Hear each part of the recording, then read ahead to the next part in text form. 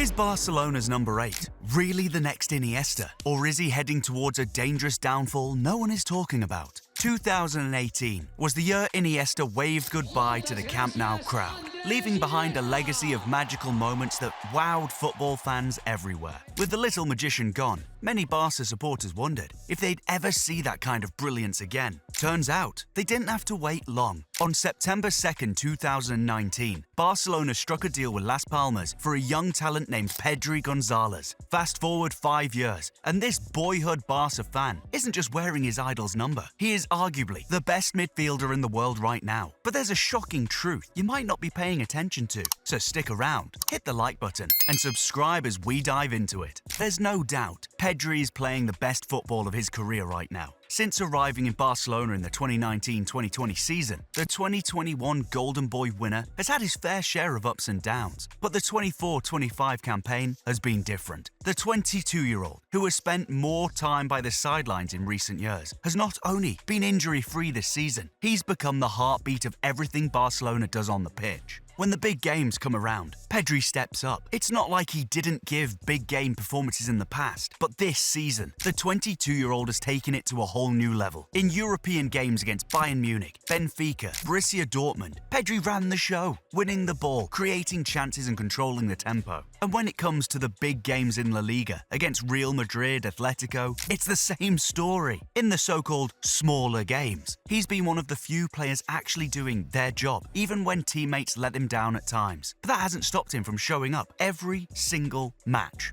Another thing that makes him a delight to watch this season is his work rate off the ball. Everyone knows Pedri is a creative genius, but his ability to win the ball back is just as impressive. He's always in the right place at the right time, cutting off passing lanes and shutting down space like a seasoned pro. He's not the strongest or the fastest player out there, but what he lacks in physicality, he makes up for it with smart positioning and quick decision making. Want an idea of just how good he has been? As of January 2025, with 97 recoveries, no player in Europe's top 5 leagues has one possession in the midfield third more times than Pedri. Bringing it back home to La Liga, he ranks third for most chances created from open play this season, with 42. Go back to games like the one against Sevilla, and you see Pedri's influence was on full display in Barca's 4-1 win, creating 5 chances from open play. To put that into perspective, that's as many as Sevilla's entire team combined, and more than all Barcelona teammates put together. And with every good performance this season, Barcelona's number 8 has had fans on social media singing his praises, with tweets like these. If you watch Pedri play football and think there's another central midfielder better than him, you shouldn't be allowed an opinion on the sport. Respectfully. How much do you have to hate football to reduce this guy to just efficiency and numbers? Pedri represents what football is really about, and there's no better place to show that than FC Barcelona. Pedri is currently the best midfielder in the world. The god of football blessed us with an Iniesta regen, who might just be better. Never compare Pedri with anyone in this world. And speaking of an Iniesta regen, you can't go a week in the football world without someone bringing up the Pedri-Iniesta comparisons. And honestly, who can blame them? Both have a low center of gravity, that sharp reading of the game, and that elite vision. Their technique is silky, their control effortless, and their ability to pick a pass is second to none. Their composure under pressure allows them to make intelligent decisions and helps them turn potential threats into advantageous plays for their team. Pedri himself has never shied away from acknowledging his admiration for Iniesta. In fact, he's been quite clear about who his biggest influence was, saying in one interview, "My biggest reference was Iniesta." And what does Iniesta himself think about all these comparisons? We always like to make comparisons. It would be great if we saw Pedri as Pedri, not as the next so-and-so. He's going to create his own path in history, and he's doing it very well. His talent is incredible, he just needs to keep growing. Wise words from the legend to the young star. But if we're going to compare,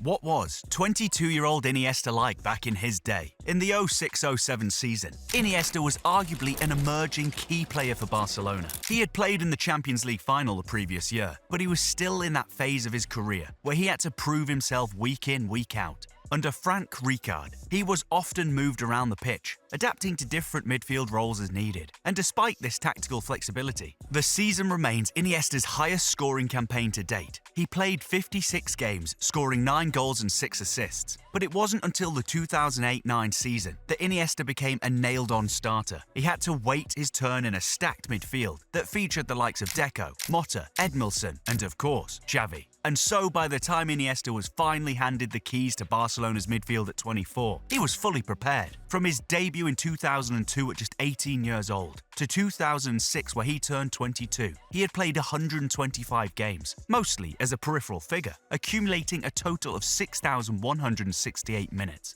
Now, compare that to Pedri, who has played more minutes of football at such a young age, and you see there might be a potentially serious problem that could have long-term consequences for both him and Barcelona. But before we talk about that, how about you hit the like and subscribe button if you haven't already? Done?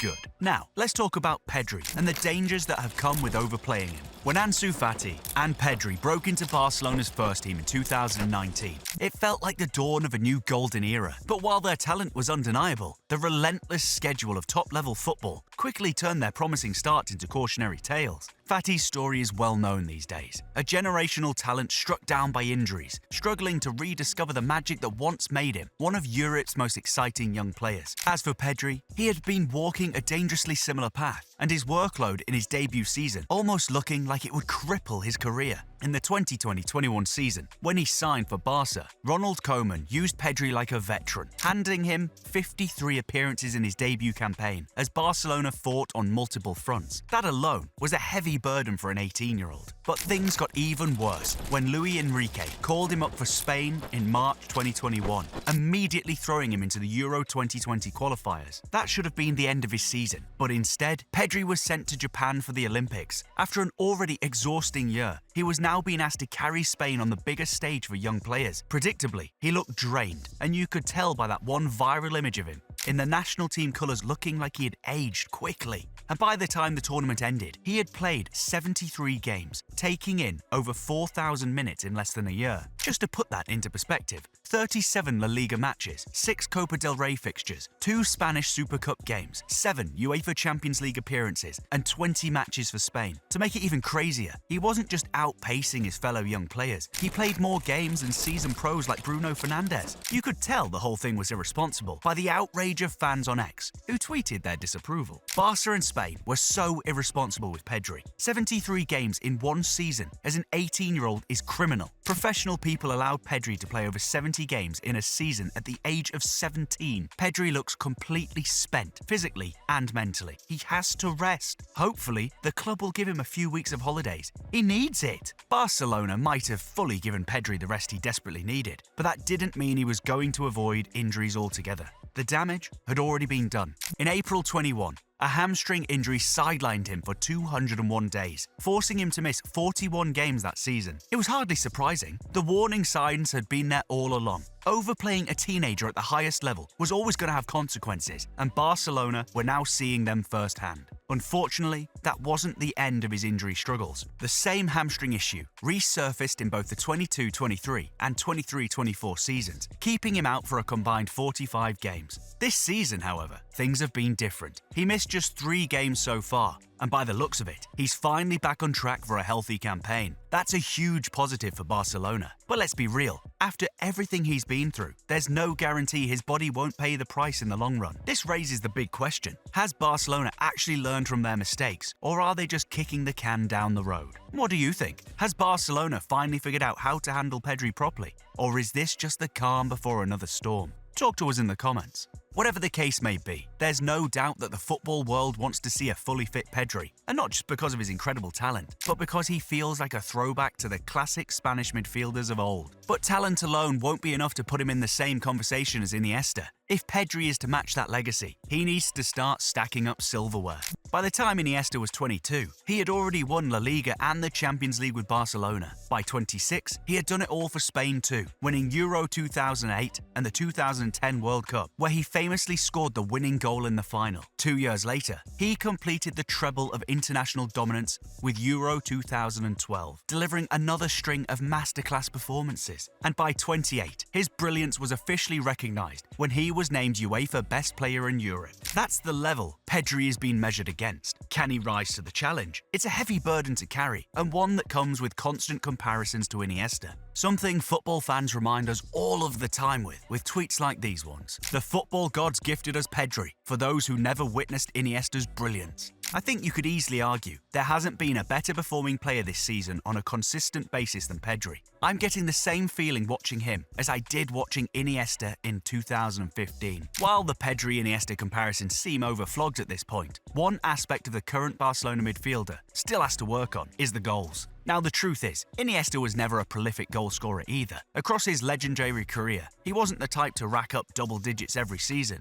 But what sets him apart was his ability to step up in crucial moments. That World Cup winning goal in 2010, his heroic performance in the 2009 Champions League semi-final against Chelsea. Iniesta had a knack for delivering when it mattered most. As of the 24-25 season, Pedri has scored 4 goals in 25 La Liga appearances, averaging 0.19 goals per 90 minutes. That puts him in the 72nd percentile among La Liga midfielders. Not bad, but certainly an area where he can improve. One fan put it bluntly when comparing the two. I'm old enough to have watched both and think Pedri can be in the same tier technically as the carrier, and creatively, he just lacks the goal threat. The numbers back that up. Pedri has an impressive 66.67 shot accuracy, meaning he's capable of finding the target when he does take a shot. But here's the issue, is he doesn't shoot enough. Just like Iniesta, his instinct is to create rather than execute. But here's the thing, modern football demands more from midfielders. Today's elite central players, the likes of Kevin De Bruyne, aren't just playmakers, they're goal threats too. If Pedri wants to take his game to the next level and truly stand among the best, he has to be more assertive in front of goal. Pedri's journey has been nothing short of extraordinary. From playing an exhausting 73-game season at just 18 to battling reoccurring injuries, his career has already had its share of highs and lows. Yet despite the setbacks, he remains Barcelona's midfield heartbeat, drawing constant comparisons to Iniesta with his vision, technical brilliance, and game intelligence. But football evolves and so must he. While his playmaking ability is undeniable, his goal-scoring output remains a work in progress. At just 22, there's still time to refine that side of his game, and Barcelona, under Flick, is doing their part to manage his workload and keep him at peak performance. For now, Pedri continues to dictate play, memorize fans, and redefine what it means to be a modern midfielder. If he stays fit and keeps evolving, there's no telling how far he can go. Now, over to you. Can Pedri truly live up to the Iniesta comparisons? Or should we start appreciating him as his own player? And do you think Barcelona has finally learned from their past mistake when it comes to managing young talents? Let us know in the comments. If you enjoyed this deep dive, make sure to hit the like button, subscribe, and turn on notifications so you never miss an update. And stick around, there's another juicy video coming up that you won't want to miss.